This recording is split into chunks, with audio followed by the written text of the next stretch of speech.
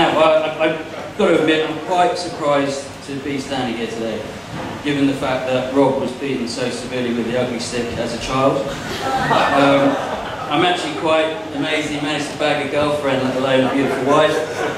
So congratulations, Rob, and commiserations, Ali. I first met Rob on our first day at university. It was Bristol, 1997. My parents and little sister had driven me up with all my stuff, and after they nicely helped me unpack it all, I hastily got rid of them like the ungrateful teenager I was. After about half an hour, I found myself in a room with about 5 or 6 nerdy blokes. Dave was there actually. And one nerdy girl. I looked around and I said to myself, this is not how it's supposed to be. I made the excuse that I needed to go and get my scientific calculator and then hightailed it out of there. As I was leaving the block, I saw this cool looking dude sitting on the grass, soaking up some rain. He did look like a reject from the cast of Point Break, but he definitely didn't have a Star Trek t-shirt on, and most importantly, he was one of the few blokes at uni that was shorter than me.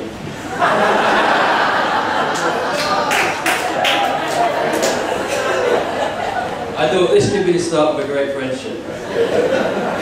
I asked if I could join him on the grass, and we hit it off instantly. Soon after, we went to Rob's room, where I met Rob's mum, Vicky, and sister Susie. Unlike my immature embarrassment of having my parents and little sister around, Rob was completely chilled with it. This is something I've always admired and been a bit jealous of. Rob has always been very close with his family. I have no doubt that his cheerful demeanour is a direct influence of his family's ability to laugh. Rob's dad, Charles, is always chuckling, and Vicky is always giggling. Susie is a bit too cool to give up the laughter as easily as her parents, but she is, mostly, always smiling too.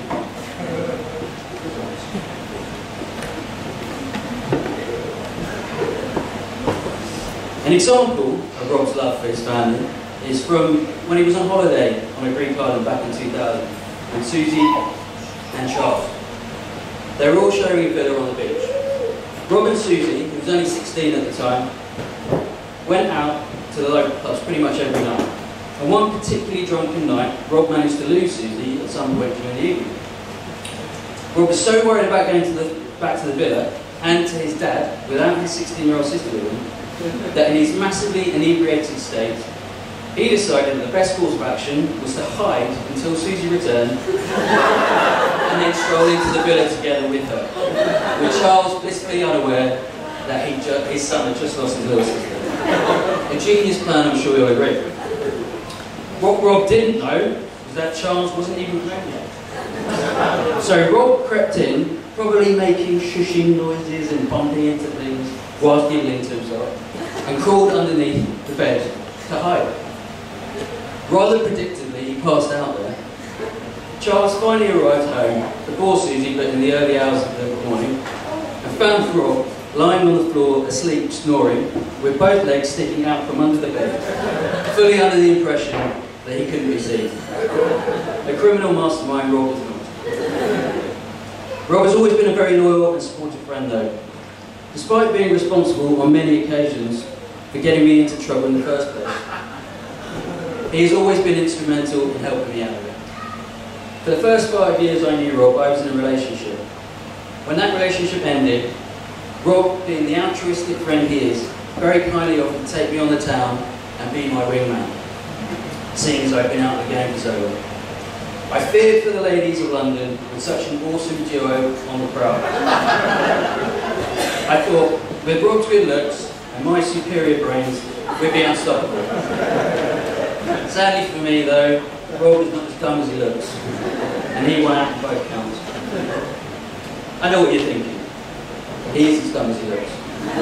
But I would beg to differ. One of the cleverest things Rob's ever done was to make the decision to join Ali on her adventure to Australia. Firstly, Rob is the very definition of an outdoorsy person. He lives to throwing himself off cliffs, plains, mountains, catching that first wave in the morning and wrestling with crocodiles. This fact, coupled with his love of those hats with corks on them, meant that Australia was the obvious and natural choice for him. The second and more important reason that Rob's move to Australia was a good one was that it meant that I could move into his swanky central London flat. Being the great and altruistic friend that I am, I couldn't just stand by and let Rob's room be taken by someone who didn't know how to look after it. So, to how Rob met the lovely Ali. Ali had been complaining one night to our good friend Max that she couldn't find Mr. Right. Max knew there was only one man for the job. But seeing as he was unavailable, he called Rob instead. A drink was set up for the following week with Ali and another friend Izzy. The venue was set for the Century Club, a Ponzi private members club in London where vacuous PR types hang out. Clearly Rob and Max's natural home. The night was going very well and the drink was flowing as Rob continually ordered bottles of wine. A classic Rob Lowe wooing technique. Actually, who am I kidding? A classic male wooing technique. After a while, Max discreetly leant over to Izzy and asked her whether she thought that they had delivered Mr. Right to their friend Ali. Izzy whispered with Ali and it was indeed confirmed that Rob was well fit in it. With all confirmed on the girl's side, Max asked Rob the same question.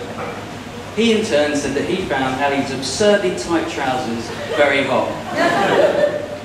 Given the amount of booze consumed, it's a miracle they could still see each other.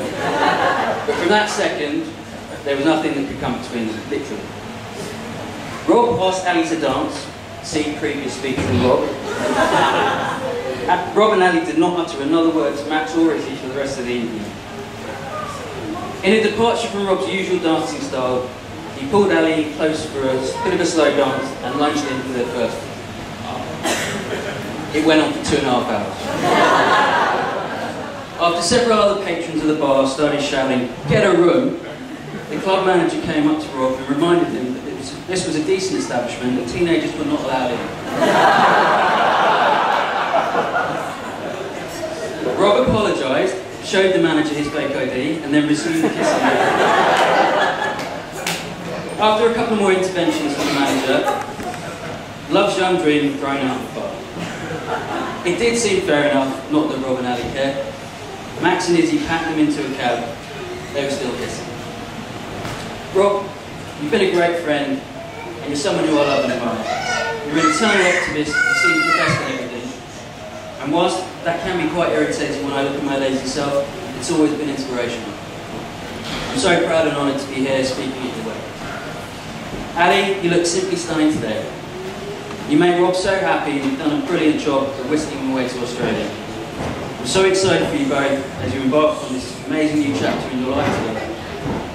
I wish you both the most happiness in the world. Right, I can't believe I got through that without mentioning the cricket. So with that, I would like you all to be upstanding.